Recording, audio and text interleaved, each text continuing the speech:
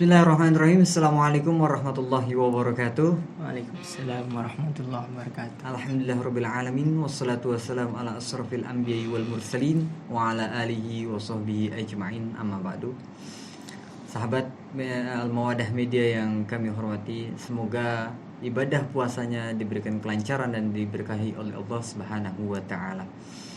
Kembali lagi di acara kita, yaitu ngaji fikih edisi Ramadan di channel YouTube Al-Mawaddah Media. Alhamdulillah, insyaallah kita sekarang bersama Al-Ustadz Ainul Ahkam. Beliau ini adalah guru Pondok Pesantren Al-Mawaddah, sudah mengabdikan dirinya selama kurang lebih 2 tahun di Pondok Pesantren Al-Mawaddah, dan beliau adalah alumni dari Pondok Pesantren Sidogiri. Insyaallah kita akan membahas tentang musafir. Assalamualaikum Ustaz. Waalaikumsalam warahmatullahi wabarakatuh. Nah, sebelum kita membahas, jangan lupa subscribe untuk Al-Mawaddah Media. Mari kita simak ngaji kita tentang musafir. Kepada Ustadz Ainul Hakam, dipersilakan. Assalamualaikum warahmatullahi wabarakatuh. Waalaikumsalam warahmatullahi wabarakatuh. Alhamdulillahilladzi 'allama bil qalam 'allamal insana ma lam ya'lam walladzi anzala 'ala 'abdihi ayatin bayyinat liyukhrijan nas biha minadh dhulumati ilan nur. Asyhadu an la ilaha illallah wa asyhadu anna Muhammadan 'abduhu wa rasuluh la nabiyya ba'dah. Allahumma shalli 'ala sayyidina Muhammad wa 'ala alihi wa sahbihi ajma'in, amma ba'du. Sahabat Al-Mawaddah Media yang dirahmati oleh Allah.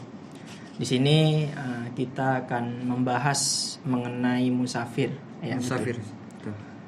Kita akan membahas mengenai musafir atau orang yang dalam perjalanan. Referensinya kitab apa, Ustaz? Referensinya di sini kita menggunakan kitab Fathul Mu'in. Ya. Baik, sebelum kita membahas mengenai musafir, tentunya kita harus tahu dulu nih.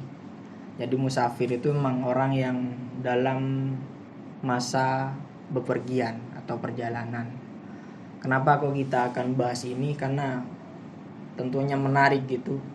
Karena terdapat rukhsah atau kemurahan yang didapatkan oleh orang-orang yang lagi dalam perjalanan. Contohnya dia bisa menjamak sholat atau mengqashar, dan juga masalah puasa pun dia juga dapat kemurahan juga.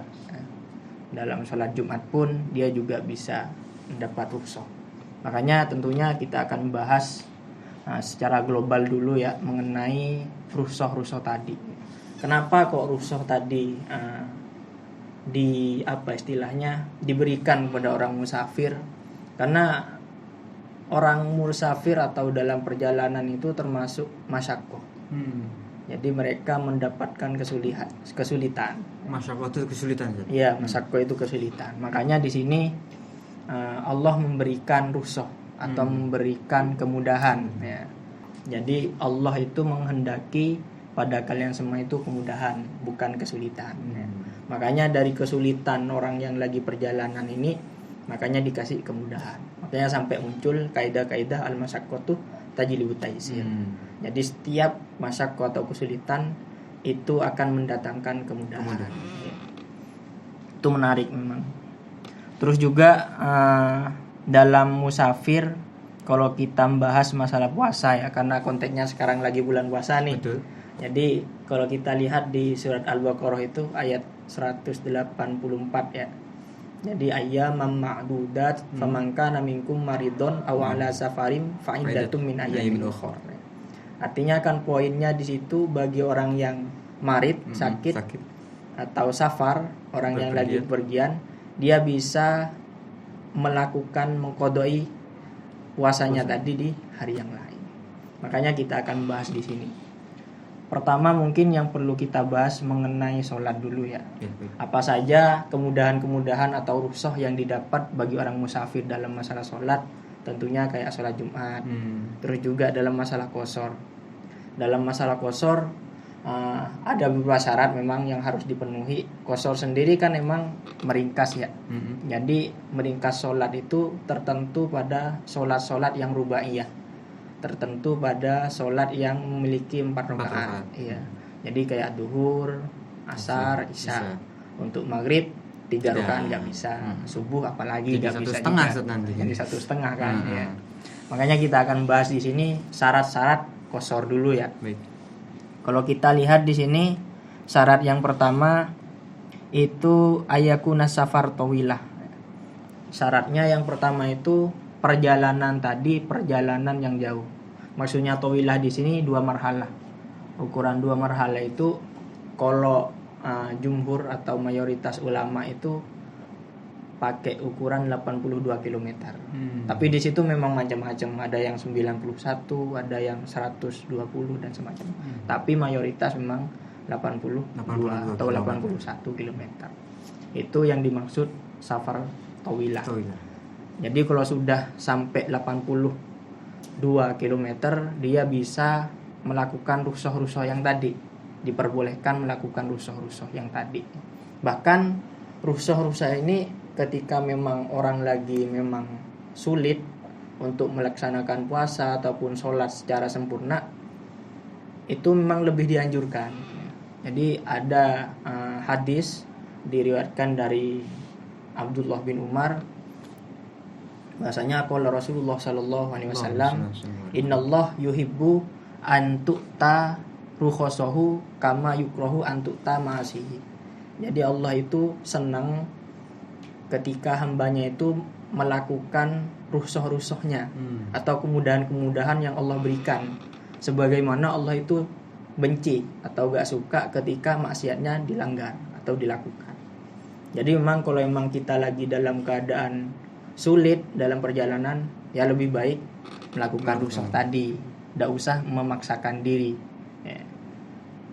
Sebaliknya gitu juga, kalau memang perjalanannya agak sulit, ya berarti lebih utama nggak dilakukan kayak gitu. Hitungan 82 km ini 2 marhala ini perjalanannya saja, bukan pulang pergi. Tapi perjalanannya saja itu hitungan 82 km. Terus lanjut di sini ada al-ilmu bijawazihi. Dia harus tahu bahwasanya qashar ini diperbolehkan. Artinya kalau ada orang yang cuma iseng-iseng melakukan sholat 2 rakaat, padahal dia gak tahu bahwasanya memang qashar itu diperbolehkan, itu gak sah, sholatnya gak sah. Bahkan dia termasuk yang dosa, karena dia termasuk tala'ub fil ibadah, main-main dalam ibadah. Sholat duhur udah ditentukan orang 4 rakaat, kalau dia menggunakan 2 rakaat, padahal dia gak tahu hukumnya, gak tahu tendensinya. Makanya di dalam kitab Zubat dijelaskan, wa kullu man bi ghairi in min ya'malu alamu amaluhu mardudatun la tuqbalu. Jadi setiap orang yang melakukan suatu perbuatan atau ibadah bi ghairi ilmin, tanpa dilandasi ilmu, pengetahuan, maka amaluhu mardudatun la tuqbalu. Maka ibadah atau amalnya tadi mardud, ditolak, la tuqbalu, gak diterima. Jadi kayak gitu, harus tahu dulu ilmunya. Terus juga lanjut di sini termasuk syaratnya di sini safar tersebut termasuk safar mubah. Perjalanan tadi harus perjalanan yang memang diperbolehkan. Makanya maksudnya safar mubah ini perjalanan tadi gak bercampur dengan kemaksiatan. Kan ada 3 nih. Ada safar, ada asi fis safar, ada asi bis safar, ada asi fis safar bis safar juga. Kalau asifis safar ini perjalanannya boleh, tapi di dalam perjalanan tersebut orang melakukan kemaksiatan. Tujuannya kayak kita nih mau pergi silaturahim ke sanak famili di daerah Jawa Timur, kan udah nyampe 2 marhalah itu. Ternyata di perjalanan kita melakukan kemaksiatan. Itu asifis safar. Dan itu masih boleh melakukan rukhsah. Masih boleh. Boleh melakukan jamak, termasuk qashar dan seterusnya. Tapi kalau asibis safar bermaksiat pada perjalanan tadi, tujuannya memang murni kemaksiatan, maka dia gugur. Jadi rukhsahnya tadi gugur. Umpama kita nih niat pergi ke Bali, niatnya udah kemaksiat untuk melakukan kemaksiatan, maka kita nggak bisa mendapatkan rukhsah tadi. Makanya dalam kaidah itu kan ar-rukhasu latunatu bil ma'asi. Jadi rukhsah itu tidak diperkenankan dalam kemaksiatan. Ya, makanya ada diperbolehkan. Jadi syaratnya itu perjalanan tadi memang perjalanan yang diperbolehkan, yang mubah. Terus juga di sini perjalanannya di sini harus jelas. Jadi tujuannya harus jelas. Jadi kalau tujuannya tadi perjalanan tadi gak jelas, gak punya tujuan, meskipun nyampe 2 marhalah dan seterusnya, itu gak bisa kita melakukan rukhsah. Kita sekedar jalan-jalan, mau kemana gak ada tujuan, pokoknya jalan-jalan aja, pusing segala macam, sampai nyampe ke Jawa Timur. Waduh, jauh sekali. Nah, kayak gitu kan tujuannya gak jelas. Betul. Tuh. Kayak gitu ya gak bisa melakukan rukhsah safar, kayak gitu, karena memang tujuannya gak jelas. Sekedar iseng-iseng aja gak ada tujuan kan. Terus juga di sini niat qasar. Tentunya ketika sholat orang tersebut harus niat qasar, diniati sholat qasar. Terus juga di sini wala yutamalil mutimi. Jadi dia tidak boleh bermakmum pada orang yang sholat sempurna atau orang yang lagi mukim. Kalau dia bermakmum pada orang yang sudah mukim, maka sholat qasarnya tadi gak sah. Karena statusnya yang tadi sempurna, yang kita lagi qasar.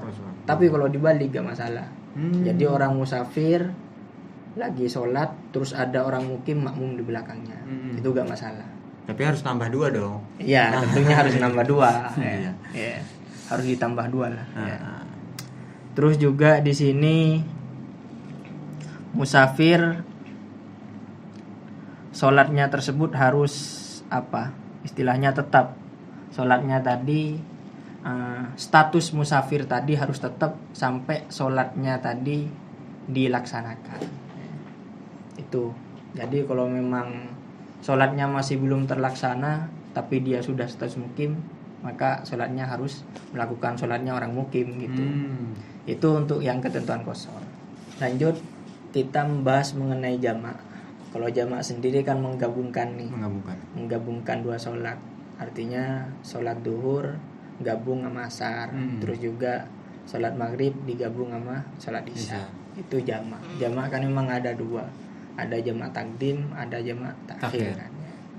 Mungkin kita bahas secara global aja ya.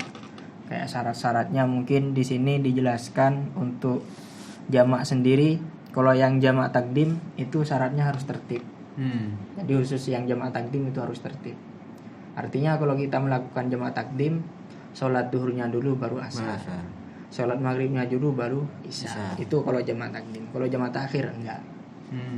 Terus juga di sini dimaksud syaratnya juga niat pada sholat yang pertama. Jadi melakukan niat tersebut dilakukan pada sholat yang pertama. Sama dengan jamak takhir gitu juga, di waktu sholat yang pertama. Artinya ketika sudah masuk duhur, sebelum keluar waktu duhur dia harus melakukan niat untuk sholat jamak waktu asar. Iya, kalau memang jamak takhir. Karena kalau dia gak niat, ya statusnya qadha kan. Statusnya qadha, bukan jamak takhir lagi nanti. Terus juga di antara syarat untuk yang jamak takdim itu harus muwalah. Harus cepat-cepat kalau yang jamak takdim. Artinya ketika dia selesai melakukan sholat duhur langsung bergegas ke sholat asar. Ya. Gak boleh habis sholat duhur santuy-santuy kopi-kopian dulu, rokokan. Jangan. Ya. 2 rakaat di 15 menit yang lalu, ntar iya. 2 jam lagi gitu ya. Ya itu kan gak mualah udah. Ya. Kecuali memang dipisah kayak memang hal yang memang dibutuhkan, mau hajat-hajat, mau buang air besar atau segala macam itu masih dimaklumi darurat ya. Iya. Terus bahas mengenai puasa. Ya. Untuk puasa sendiri kan memang bagi orang yang memang masyaqqah dalam perjalanan dan dia udah nyampe 2 marhalah dan istilahnya perjalanan kayak tadi batasannya perjalanannya udah perjalanan yang memang mubah dan seterusnya, itu dia boleh berhenti puasa. Jadi ketika memang masyaqqah, bahkan yang tadi dijelaskan itu lebih utama Kalau memang masyakoh berat atau sulit, meneruskan puasanya sulit karena memang perjalanan kan udah bawa segala macam. Mudik ya Ustaz? Nah, mudik ya. Kalau udah nyampe 2 marhalah. Lah 2 marhalah itu emang istilahnya ukurannya itu ya ukuran secara kilometer. Jadi bukan masalah waktu. Ya. Makanya meskipun orang tadi waktunya sebentar, dia tetap diperbolehkan melakukan rukhsah tadi. Oh, seperti naik pesawat gitu ya. Naik pesawat sini ke Surabaya kan udah 1 jam atau 2 jam lah 1 jam 2 jam itu kan. Terus kita cuma santai-santai aja kan. Tapi tetap itu karena sudah nyampe 2 marhalah. Istilahnya ada madinatu Madinah. Jadi ada indikasi istilahnya. Indikasi bahwa memang orang tersebut ada masyakoh atau ada kesulitan. Makanya tetap diperbolehkan. Oh, jadi diambil itu jaraknya, bukan jarak tempuhnya berapa waktu. Iya, bukan waktunya. Jadi seperti itu untuk ketentuan orang-orang yang berpuasa. Tapi sebaliknya kalau memang orang tersebut gak ada masyakoh, gak ada kesulitan dalam perjalanannya, maka dia lebih diutamakan meneruskan puasanya atau melakukan secara sempurna sholat-sholatnya kalau memang tidak ada masyakoh. Jadi seperti itu. Tapi kalau memang udah ada masyakoh, maka lebih utama dia melakukan rukhsah yang tadi. Itu mungkin secara global ya penjelasan mengenai kemudahan atau rukhsah bagi orang-orang yang lagi dalam perjalanan atau musafir. Itu mungkin dari saya. Baik Ustaz, ini kita lanjut ke pertanyaan-pertanyaan Ustaz. Ada beberapa pertanyaan yang sudah masuk. Yang pertama Ustaz, ada profesi seperti musafir, seperti pilot, supir, masinis, apakah itu dikatakan musafir? Karena kan profesi itu sudah menjadi kebiasaan. Oh, maksudnya di sini gitu. Jadi ada sopir antar kota mungkin ya. Ada pilot antar kota, pilot pakai pesawat, memang pilot pasti antar kota sih. Terus ada masinis kan gitu.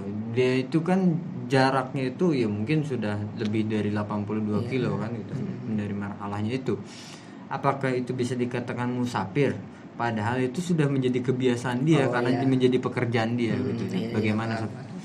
Ya, untuk yang memang supir atau masinis segala macam yang memang udah jadi rutinitas dia tetap statusnya musafir ketika memang memenuhi syarat-syarat yang tadi. Artinya dalam masalah sholat dulu nih ya.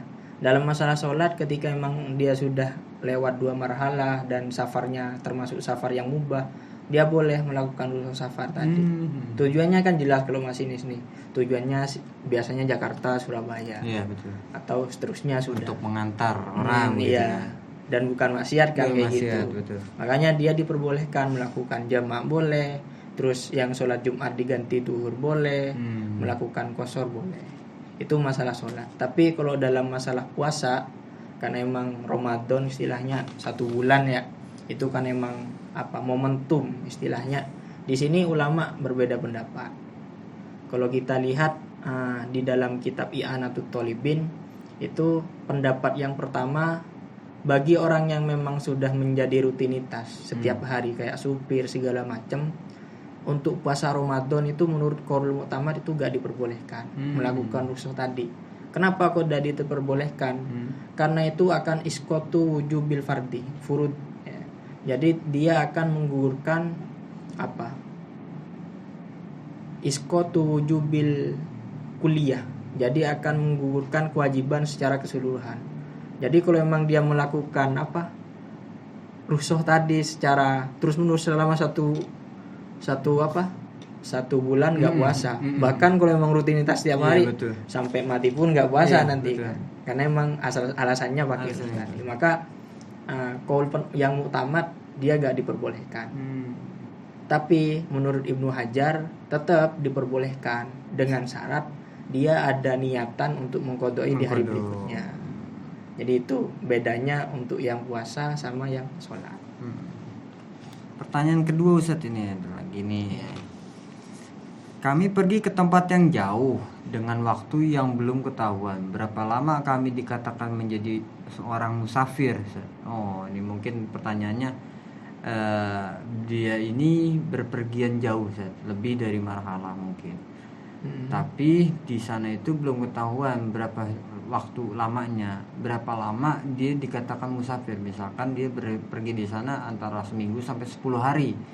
Nah, itu apakah masih tetap dikatakan musafir atau ada jangka waktu nggak untuk dikatakan musafir bisa menggunakan rukhsah yang tadi, Ustaz? Mungkin itu maksudnya. Iya.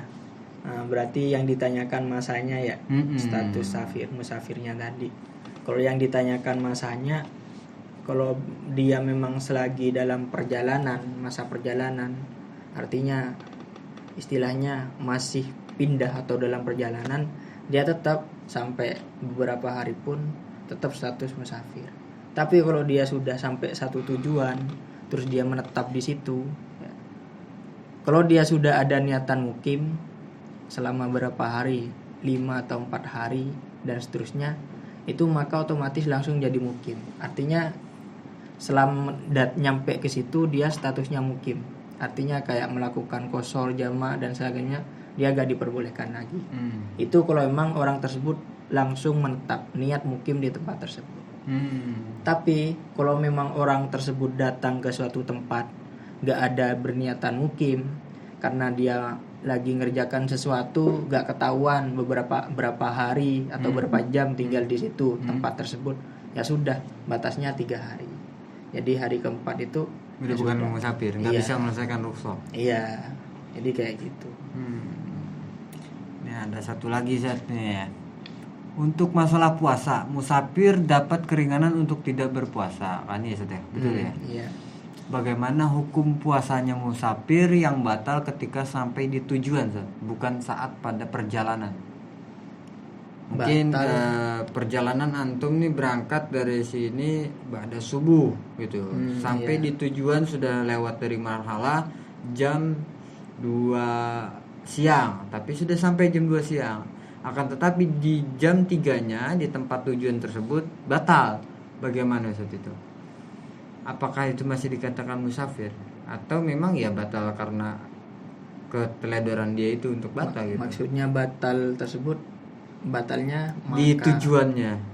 Oh, batalinnya di tujuannya. Di tujuannya sudah sampai tujuan. Kita mau pulang kampung, di kampung bukan di perjalanan menuju kampung ya, tapi di kampungnya sudah baru sampai, makan. Baru makan. Oh, iya. Iya. Kalau ketentuan kayak tadi kan memang orang tersebut pulang kampung ya. Terus dia statusnya kan udah mau mukim atau mau bertinggal di situ. Ya sudah, ketika orang tersebut nyampe ke tujuannya atau ke kampungnya yang niat mukim di situ, kalau sudah orang tersebut nyampe di tempat, ya udah statusnya mukim. Artinya gak bisa melakukan rukhsah safar tadi. Jadi rukhsah safar tadi berlaku ketika orang tersebut masih berstatus musafir. Atau dalam perjalanan. Tapi berarti bisa diperingan dengan jangan langsung kita pingin lama nginep di sana berarti. Kalau mau seperti itu gitu. Oh, cari apa istilahnya solusinya gitu. Nah, kalau cari solusi ya itu, kalau emang perjalanannya nyampe 2 marhalah dan seterusnya ada masyakoh, ya dalam perjalanan aja ngebatalin puasanya. Bukan ketika emang sudah statusnya mukim. Oh. Gitu. Kalau udah status mukim ya sudah, dia gak bisa mengambil rukhsah tadi. Kecuali nih dia memang bener-bener ada masyakoh. Artinya kalau gak berhenti jam 3 di rumah tadi, dia akan istilahnya membahayakan pada dirinya sendiri. Ya gak masalah, karena itu istilahnya darurat juga kan. Itu efek dari perjalanan, karena emang di perjalanan gak sempat untuk istilahnya berhenti puasa.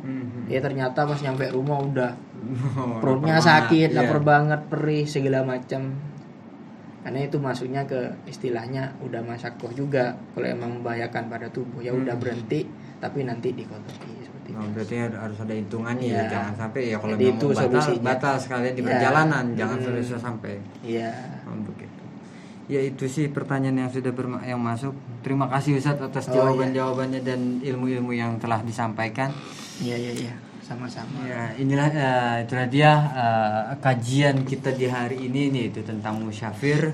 Semoga para sahabat Al-Mawaddah Media mendapatkan ilmu yang manfaat, berkah, dan menjadikan puasanya di tahun ini jadi puasa yang lancar dan diberikan kerahmatan oleh Allah Subhanahu wa taala. Terima kasih untuk sahabat Al-Mawaddah Media yang telah menonton kajian fikih pada hari ini. Jangan lupa di-subscribe YouTube Al-Mawaddah Medianya, dan juga jangan lupa follow IG kita di Ponten Al-Mawaddah Ciganjur dan TikTok Al-Mawaddah Media. Terima kasih, mohon maaf atas kehilafan. Wallahu muwaffiq ila aqwamit thoriq. Wassalamualaikum warahmatullahi wabarakatuh. Wah, terima kasih. Assalamualaikum warahmatullahi wabarakatuh.